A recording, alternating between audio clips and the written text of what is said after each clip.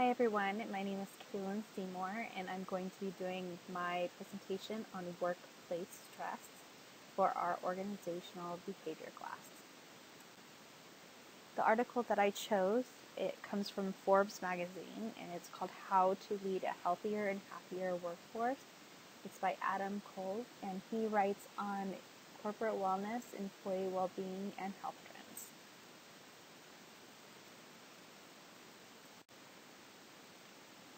So let's first start out with what is stress. Stress is a strain on a person's health and wellness both physically and psychologically. Stress can come in various forms and strains, reducing the quality of life, job satisfaction, happiness, engagement, and work performance.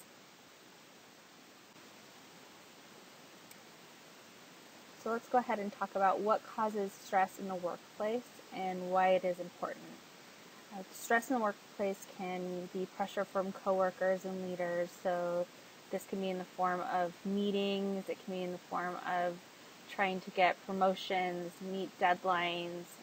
Some of the other things can be workplace environment. Maybe it's very uncomfortable where you work, or you don't have a comfortable chair. It could be down to the littlest things.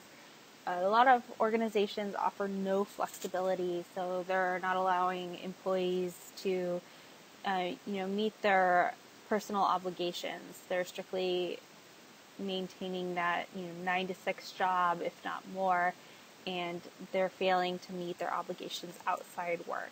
One of the big things that nowadays is trending is financial stresses. This can be in the form of, maybe debt that they're paying off, possibly student loans. And then another one that's kind of coming more into fruition now is employee commute. A lot of people are driving 1 to 2 hours to get to work, which is obviously impacting their personal lives as well as their overall health because they're driving in a car for 2 hours a day. So this is going to put a strain on their physical health as well, and it's going to diminish a lot of their activities that cause them joy. So the last thing that we're going to talk about that causes stress in the workplace is just personal health issues. Those may not be being taken care of due to the non-flexibility, or maybe they don't want to bring it to the attention of their employer because they don't want to draw attention to themselves. All right, so how can stress impact business? Well, according to the article, it costs the business money. So $225 billion each year alone just for mental illness and substance abuses. This is money that's coming from the business itself, so paying for those actual accommodations, as well as $190 billion in healthcare costs. So this is healthcare costs are rising, and this is a trend, and mainly due to stress-related illnesses that the business could obviously have taken care of. One of the other things is absenteeism. We're finding more and more people calling in sick, more people taking extended time off because they were so stressed, and this may be at really bad times for the business itself. A lack of engagement. People are just tending not to come into work and be satisfied, so they're not putting their best foot forward or their best effort forward. High turnover rates. This can be incredibly costly to the business because it takes time and effort to actually recruit and get new people in, but you're going to have that time when you don't have that person, and that's going to put a strain on employees as well. We're also seeing reduced morale, so just in general, very unhappy workforce. This causes negativity and moodiness, as well as just a general reduced productivity, and so those are the impacts on business. So now let's talk about what can organizations do. Well, there are a lot of wellness programs that they can actually put forward But one thing that the article did stress is that they need to be the full continuum. So everything from mental, emotional, and the physical elements of an employee to improve corporate wellness incentives. This includes, doing education on mental health and support. So having those lunch and learns that can maybe address these issues and allow people, those employee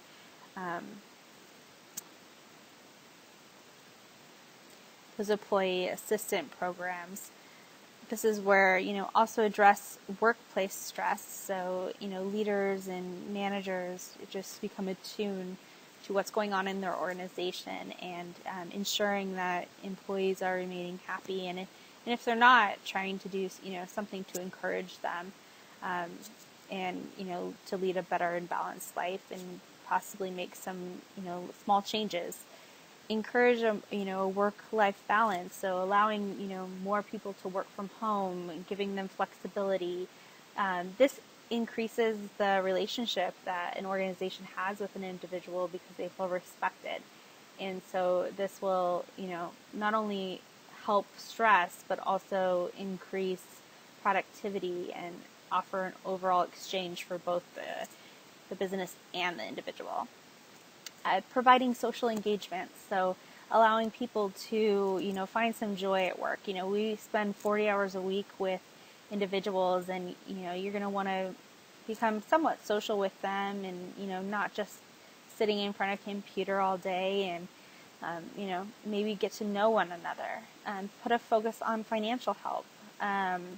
So being able to help individuals that may need that financial, help, and maybe that comes in the form of different lunch and learns that could be, just how to get out of debt or maybe how to just put together a budget. So simple ways that an organization can help.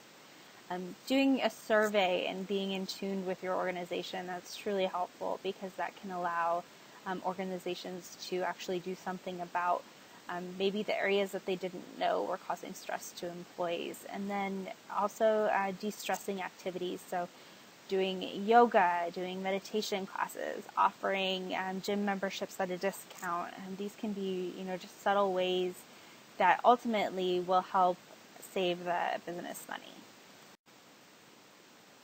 So the ultimate goal here is we cannot get rid of stress, but we can help the workforce manage it. But we have to understand that wellness is a continuum. To get results from your wellness incentive initiative, you must adapt a holistic approach to health and wellness that considers each and every aspect of employee well-being. So we want to invest in not only physical and financial, but also mental and emotional health. And this overall will create a healthy workplace. And then you'll see my references. Thank you for listening and enjoy the rest of your day.